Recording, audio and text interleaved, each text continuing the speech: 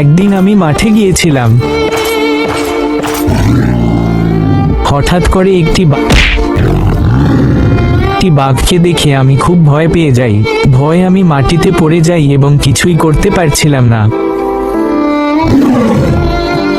তখন আমি আমার বন্ধু সিংহকে ডাক দিলাম, চেকু, আমাকে বাঁচাও।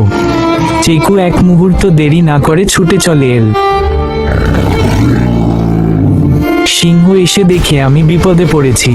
সঙ্গে সঙ্গে সে বাঘের সঙ্গে লড়াই শুরু করে। লড়াইটা খুবই ভয়ঙ্কর ছিল, কিন্তু শেষ পর্যন্ত সিংহ জয়ী হয়। আমি সব দেখে খুব খুশি হয়ে সিংহের কাছে গিয়ে তাকে ধন্যবাদ জানাই। তারপর আমরা একসাথে বাড়ি ফিরে যাই।